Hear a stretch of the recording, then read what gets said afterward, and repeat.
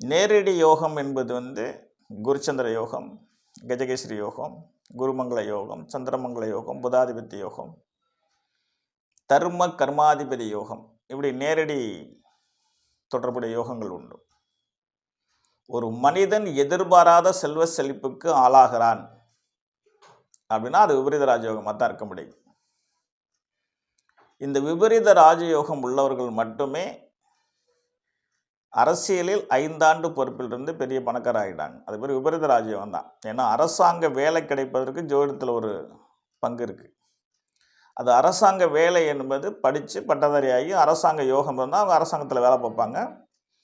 கிட்டத்தட்ட 25 to 30 வயசில் வேலைக்கு சேர்ந்து 60 வயது வரை அவங்க அரசாங்கத்திலே இருப்பாங்க. அதுக்கு பேர் அரசாங்க யோகம்.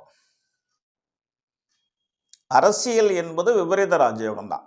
ஏன்னா அது நிரந்தரமான பதவியும் நிரந்தரமான பொறுப்பும் இல்லை. அப்போ அதுக்கு பேர் விபரீத ராஜயோகம் என்று பொருள். அரசியல் யோகம் என்பது ஒரு விபரீத ராஜயோகம் தான் ஜோதிட சாஸ்திரப்படி. அதில் பிறருடைய சொத்து தனக்கு கிடைப்பது விபரீத ராஜயோகம், எதிர்பாராத விதமாக. தாத்தா பாட்டங்கிற மாதிரி முன்னோர்கள் தேடி வைத்த சொத்து ஒரு தனி மனிதனுக்கு கிடைக்குது பெரிய அளவில் அப்படின்னு சொன்னால் அதுக்கு பேர் விபரீத ராஜயோகம். எதிர்பாராத விதமாக புதையல் கிடைச்சது சார் ஒருத்தருக்கு அப்படின்னா அதுக்கு பேர் விபரீத ராஜயோகம்.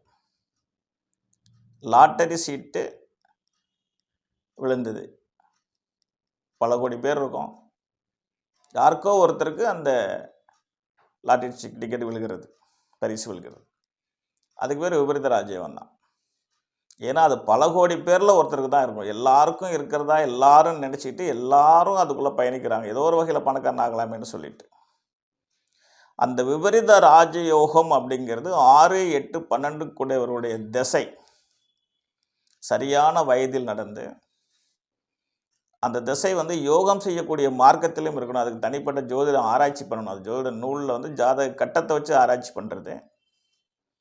இருந்தாலும் 6, 8, 12 கூடையவர்கள் திசையை நடத்தி அது சரியான பரிவர்த்தனை யோகமாக இருந்து நல்லவர் காலில் நிற்கணும். கால் என்றால் சாரத்தில் நிற்கணும். 6, 8, 12 கூடிய திசை நடத்தும் போது ராசியிலும் அவர் நல்ல இடத்துல இருக்க வேண்டும், அம்சத்திலும் அவர் நல்ல இடத்துல இருக்க வேண்டும். அப்படி ஒரு திசை நல்லவருடைய சேர்க்கையில் நல்லவருடைய பார்வையில் இருந்தால் அப்படி ஒரு நிலை ஒரு மனிதனுடைய ஜாதகத்தில் அமைஞ்சிருக்கும் பட்சத்தில் ஏதோ ஒரு மார்க்கத்தில் அவர் நிச்சயமாக பணக்காரர் ஆவார்.